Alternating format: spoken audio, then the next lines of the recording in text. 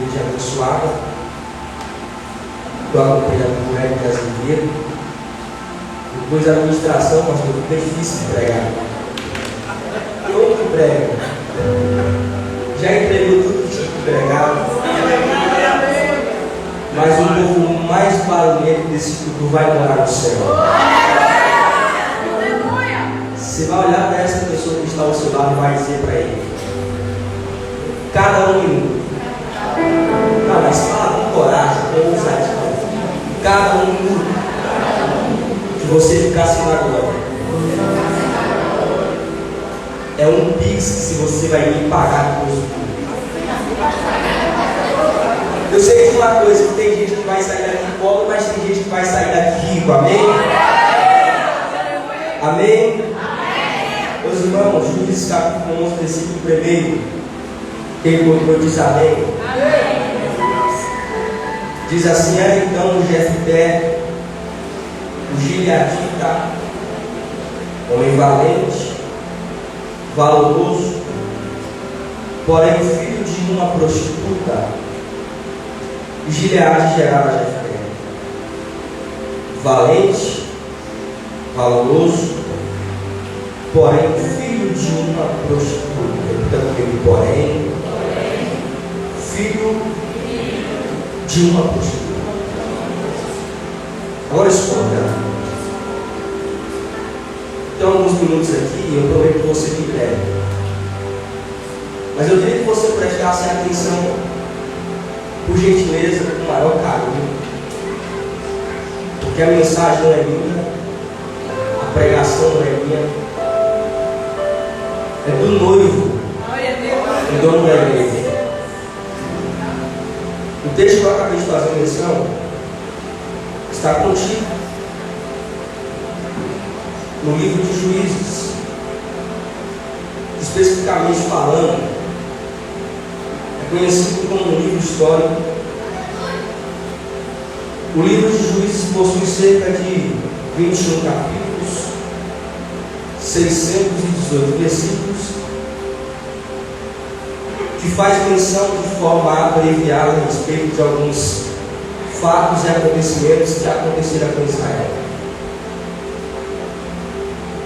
Só que no livro de Juízes nós encontramos alguns homens de Deus, mulheres de Deus, que Deus havia separado, que Deus havia levantado, para ser discrepante e também diferente da sua nação. Nós olhamos para o livro de Juízes, nós encontramos homens como Gideão. Nós olhamos para o livro de Juízes, nós encontramos homens como Jair. Nós olhamos para o livro de Juízes, nós encontramos homens como Tolá. Nós olhamos para o livro de Juízes, nós encontramos mulheres como Débora, cheia de ousadia, cheia de coragem e cheia de fé. Só que o livro de Juízes ficou marcado por um período que a gente conhece como o período dos juízes. E o período dos juízes era o período que Deus levantava um juiz, e esse juiz governava e direcionava a nação. Só que quando o juiz parava de governar, a nação se desviava e voltava às suas más práticas, aos seus maus costumes. Haja vista que o período que eles estão vivendo aqui é um período teocrático, período dos juízes. Deus levanta um juiz, direciona um juiz, e o juiz direciona a nação. Já o período monárquico, que é conhecido como o período dos reis, os reis se levantavam, governavam a nação. Quando chegava o fim do seu reinado, o seu filho dava continuidade e reinava no seu lugar. Só que até então o rei aqui não é os reis humanos, os reis da terra. Os reis aqui é é o próprio Deus. E o intermediário do rei são os juízes. O rei governa o céu e o juiz direciona aqui da terra. Ok?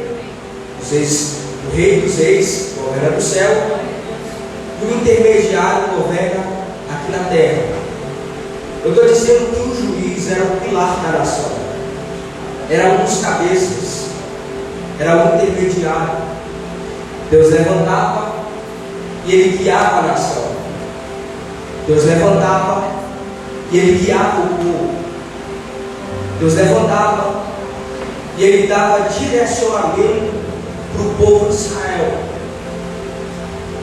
Só que a nação está vivenciando um período de decadência espiritual, um período de calamidade, não somente espiritual, mas calamidade política, calamidade religiosa e calamidade econômica. As 12 tribos que Deus havia levantado, não perca o foco, vou finalizar já.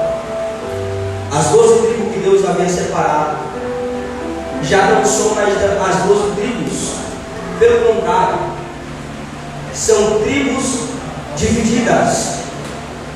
Porque uma vez que Salomão, filho de Davi, decidiu se afastar do Senhor e decidiu não ouvir aquilo que o Senhor havia falado para que ele ouvisse, 1 Reis capítulo 13, Deus decide rasgar o seu trono, duas partes. Quantas partes? Não, está muito fraco para tanta gente. Quantas partes? Duas partes. 10 tribos, Reino do Sul, perdão, Reino do Norte. 2 tribos, Reino do Sul. 10 tribos, Reino do Norte. 2 tribos, Reino do Sul. Então já não é mais a tribo que o Senhor havia separado, é tribo totalmente dividida. Deus já não é mais o pai da nação, não porque Deus não quisesse ser o pai da nação, mas porque eles queriam que fosse assim. Deus já não é mais o rei da nação, Deus já não é o Senhor do seu povo, porque o pecado criou um obstáculo entre a comunicação com o céu e a comunicação com a terra. Criou-se um obstáculo entre a comunicação com o Criador e a sua criatura. Criou um obstáculo entre o Rei dos Reis e os príncipes e princípios do Senhor. Criou um obstáculo entre o seu pai e o seu filho. Eu estou dizendo para os irmãos que eles estão vivendo um período tão difícil, mas tão difícil, mas tão difícil, que Deus tem que fazer uma coisa. Repita o quê? Não, eu queria que você interagisse comigo. Pergunte o quê? Deus teve que usar o castigo. E existe uma palavra-chave no capítulo 21, versículo 5 do livro dos Reis. Se puder colocar aqui, para o pessoal ver. No contexto do capítulo 21, o povo se afasta completo, totalmente. Não foi algo parcial, foi algo total. Eles se dividem, ficam dispersos, desamparados, desprezados. Eles ficam arruinados espiritualmente. E Deus precisava usar o castigo. Só que quando se fala de castigo, pastor, nós estamos falando de dores. Quando se fala de castigo, nós estamos falando de dificuldades. Quando se fala de castigo, nós estamos falando de lágrimas. Quando se fala de castigo, nós estamos falando de sofrimento. Quando se fala de castigo, nós estamos falando de momentos ruins. Eu não sei quem vai pegar essa palavra, mas se tiver pelo menos uma pessoa comigo Jesus vai descer aqui nesse ambiente. Quando se fala de castigo, nós estamos falando de dores. Quando se fala de castigo, nós estamos falando de lágrimas. Quando se fala de castigo, nós estamos falando de gemidos. Só que o castigo que Jesus está usando não foi o meio de fazer com que o povo se distanciasse do seu altar. O castigo que Deus está usando não foi o meio de fazer com que o povo ficasse disperso. Escuta, o castigo que Deus está usando não foi o meio de fazer com que o povo padecesse. O castigo que Deus está usando não foi o meio de fazer com que a nação sofresse. O castigo que Deus está usando não foi o meio de fazer com que a nação derramasse lágrimas. O castigo que Deus está usando não foi o meio de fazer com que eles ficassem dispersos pelo caminho. O castigo que Deus está usando aqui não foi o meio de fazer com que eles ficassem conquistados. O castigo que Deus está usando aqui não foi o meio de fazer com que eles ficassem abandonados. O castigo que Deus está usando aqui não foi o meio de fazer com que eles ficassem desprezados. O castigo que Deus está usando desde foi simplesmente o meio de trazer eles de volta para o seu altar. Porque todas as vezes que alguém decide abandonar a oração, Deus sempre vai trazer o castigo para trazê-lo de volta para o seu altar. Todas as vezes que alguém decidir renunciar à sua chamada, Deus vai fazer alguma coisa para tê-lo de volta no seu altar. Todas as vezes que alguém decidir abandonar a prática da leitura da palavra, Deus vai fazer alguma coisa para trazê-lo de volta para o seu altar. E eu não sei quem veio para esse culto mais avivado dessa noite. Todas as vezes que você decidir renunciar ao chamado que Deus preparou para você, Ele vai fazer alguma coisa para tê-lo de volta no altar. Por que, Tadeu? Porque para Jesus é melhor te ter aqui com a porta fechada do que te ver longe dele com ela aberta. Você não pegou, por isso não dê glória. Para Jesus é melhor te ter aqui com a porta fechada do que te ver de longe do altar com ela aberta. Vou mais fundo para ver se alguém dá um pulo dessa cadeira e glorifica Jesus. É melhor ser cheio do Espírito Santo no deserto do que ser fora dele vazio. É melhor ser crente com a porta fechada do que ficar desviado com ela aberta. Então cata a mão do vaso mais avivado que veio para esse culto e diga para ele: eu não sei o que Jesus vai fazer, eu sei de uma coisa, distante do altar você não vai ficar, distante do altar teu casamento não vai ficar, nem que Jesus tenha que usar o castigo, mas você não vai ficar distante do altar.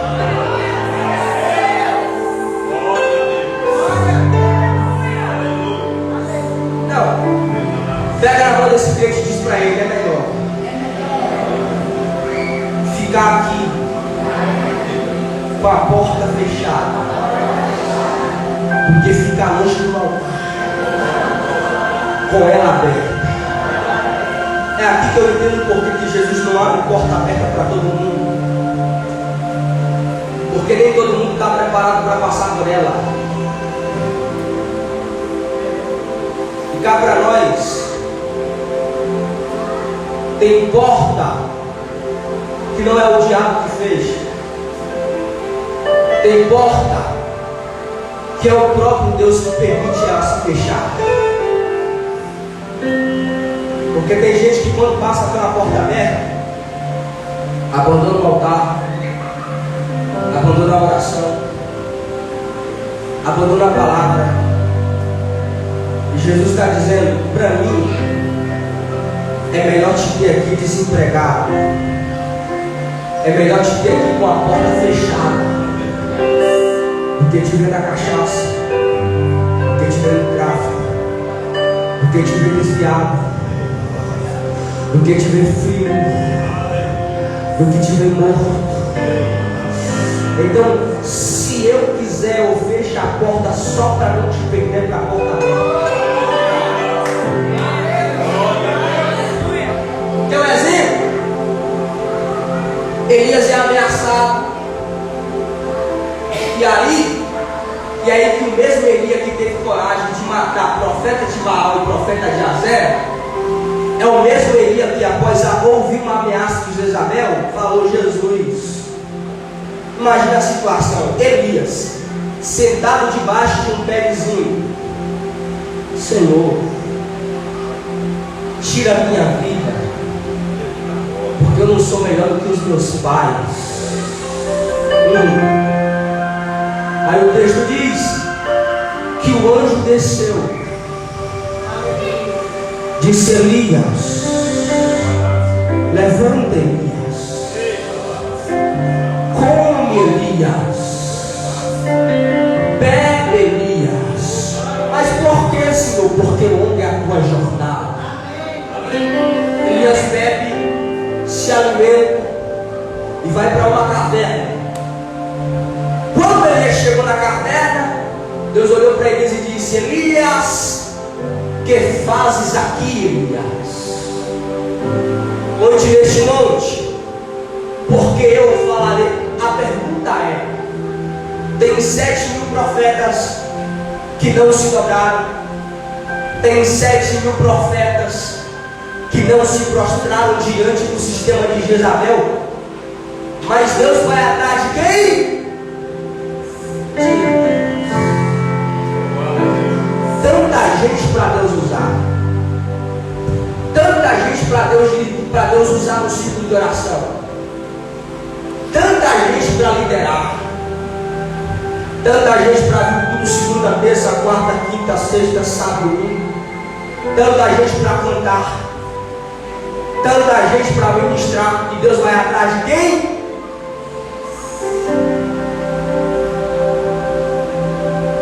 E aí você fica se perguntando: por que Deus me escolheu? Por que Jesus me trouxe para cá?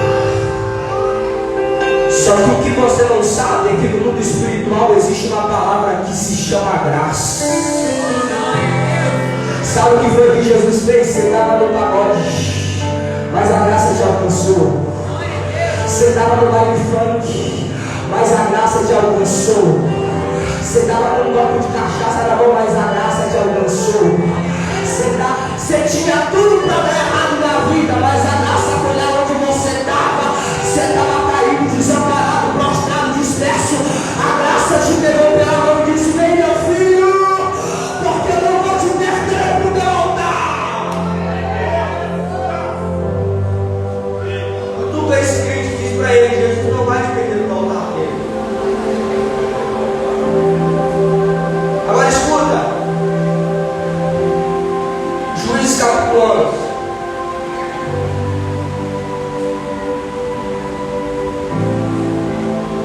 Era Jefté, gileadita, homem valente, valoroso, porém filho de uma.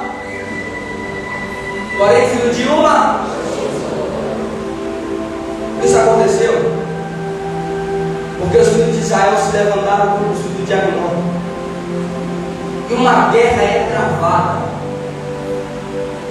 Só que os filhos de Abinó têm exército, têm soldados, têm armamentos, têm tudo que eles precisam para vencer uma batalha. Os filhos de Israel também não é diferente. Tem armamentos, tem soldados, homens preparados. Só que para eles lhe falta a peça primordial.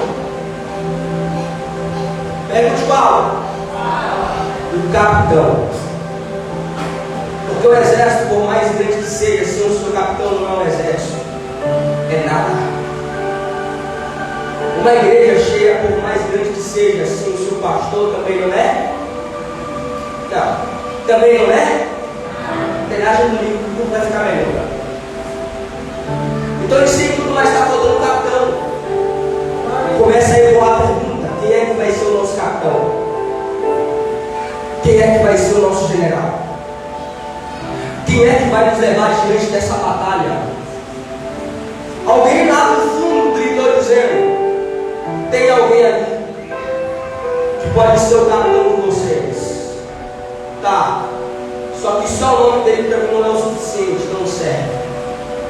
E fala algumas características deles: valente, valoroso, perito em armamentos. O seu histórico está cheio de vitórias. Todas as vezes que ele entra em uma batalha, ele sai com um estilo de vitorioso. Ele é um cara preparado para liderar vocês. Tá, mas ele é filho de uma. Quem que perguntou se ele era filho de prostituta? Quem perguntou se ele era filho de prostituta? Era então Jefté gileadita, homem valoroso, porém, a palavra porém no texto é usada para indicar negatividade, lado negativo de alguém, lado problemático da vida de alguém. Vou contextualizar para você entender melhor. Canta bem, só que tem um porém. Tem vida no altar, porém. É coração, porém. Tem vida com Deus, porém. Tem espírito de liderança, porém. A terra tem contato com a oração, porém. Sabe por quê? Porque tem gente que nunca vai conseguir enxergar suas qualidades e vai ficar procurando desculpa para apontar os porém da tua vida. Pegou não, igreja? Tem gente que não consegue enxergar suas características e fica apontando os teus lados problemáticos, os teus lados negativos, os teus lados que te tornam prejudicial. Tem gente que não consegue enxergar as qualidades de Deus na tua vida e fica arrumando desculpa para apontar os teus porém. Mas Jesus te trouxe nesse culto para dizer que todos os porém que Ele pega da sua vida, Ele transforma em qualidades do céu. Eu vou mais um. Os teus porém não vai ser impedimento para Deus mudar a tua história, porque se porém fosse impedimento para Deus mudar a tua história, Jacó nunca teria se tornado Israel. Jacó sempre seria Jacó. Mas um dia que ele batalhou com o anjo olhou para ele e disse: qual era o teu nome?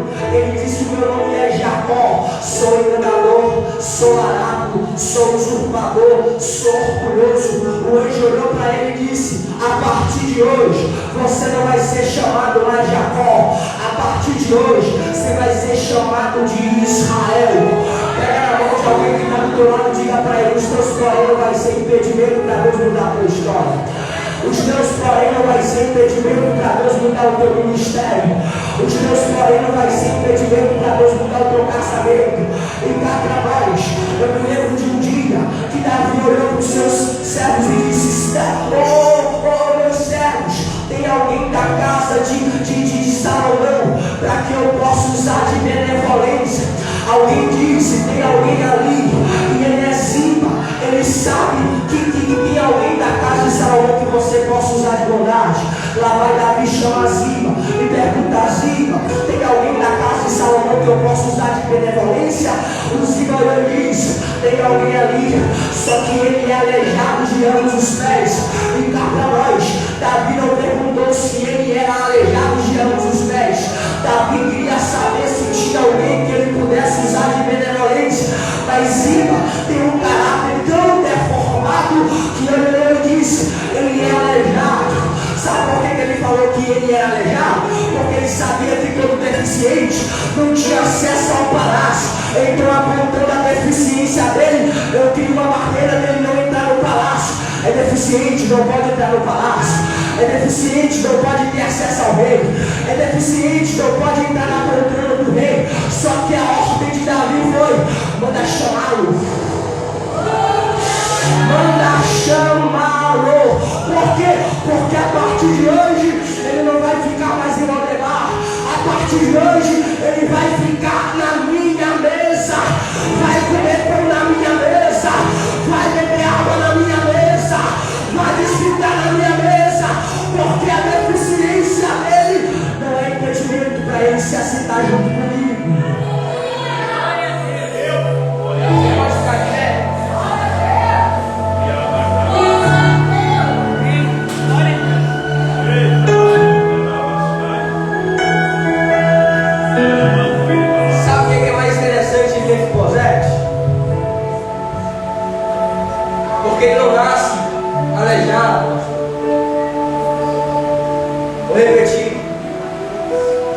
Mefibosete não nasce aleijado. E como que ele ficou aleijado? O texto diz que aconteceu uma batalha e a mulher que cuidava dele, no desespero, pegou o Mefibosete pelo colo, saiu correndo, e o texto diz que ele cai. Ele o quê? Cai. E fica aleijado. Então ele não nasce deficiente. Ele fica aleijado após uma queda. Porque a queda, pastor, por mais pequena que seja, sempre vai deixar marcas. Você não pegou, não? Uma queda, por mais pequena que seja, sempre vai deixar marcas. E qual que era a marca de Mefibosete? Era aleijado. E a deficiência dele tirou dele todos os privilégios que ele possuía para morar no palácio dele.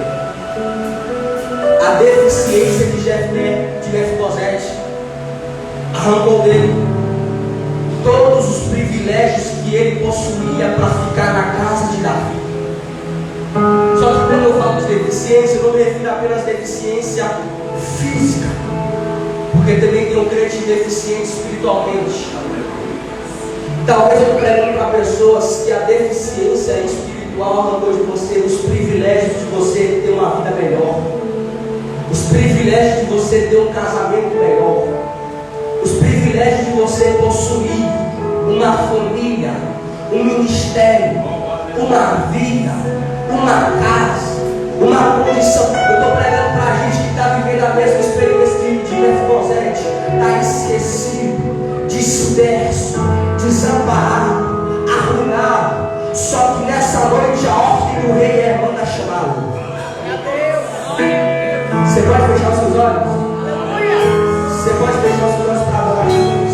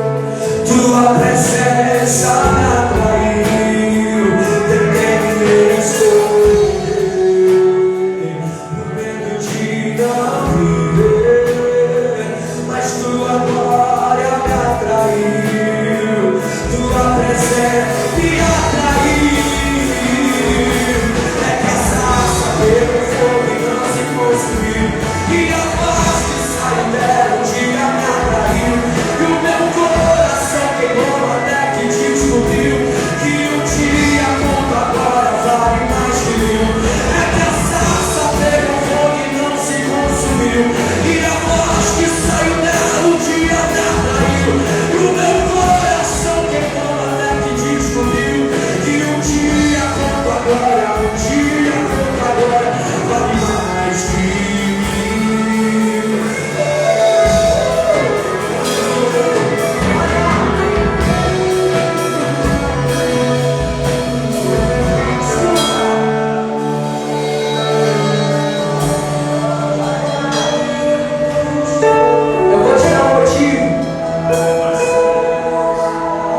pela qual Jesus te escolheu, mesmo você tendo uma vida cheia de porém. A irmãzinha está chorando, gente.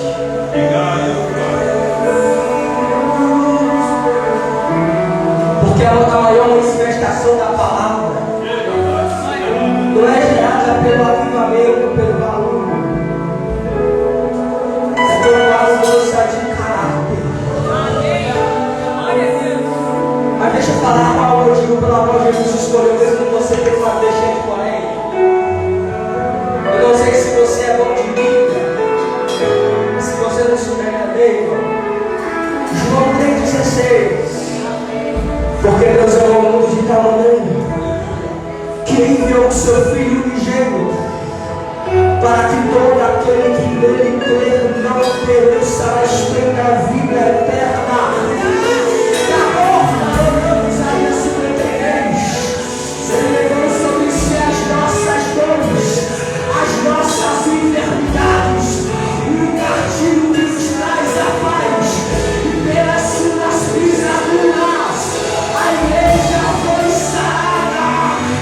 A igreja foi sarada. E ali ele estava pendurado sobre o madeiro, com os pés e mãos pregados, o sangue escorria pelo rosto, mas ele olhou para o céu e disse: Tetelestai, o estado consumado.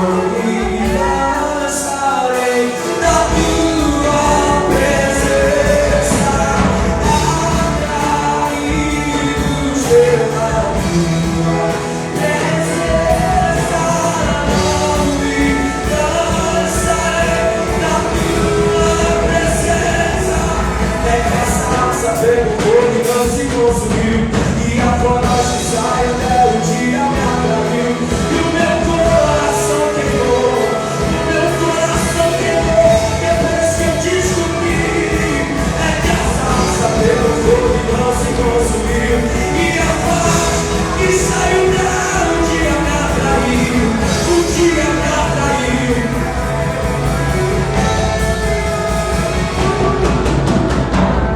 Mais perto do monte, mais perto do meu é me parar. Então me tira que me faz dizer, mas é suar em meu lugar, me faz entender que a tempestade é você, chuva forte é você, o vento forte é você, e o que me faz ver as pedras, mas a fechada é você, é tudo só você que vai subir o monte. Levanta a mão e grita, vai, e eu vou subir o monte que muitos resistirão, e vou ficar lá até te encontrar. Eu vou entrar na casa e vou fazer morada até te encontrar. Eu vou subir o monte que muitos desistiram, e vou ficar lá até te encontrar.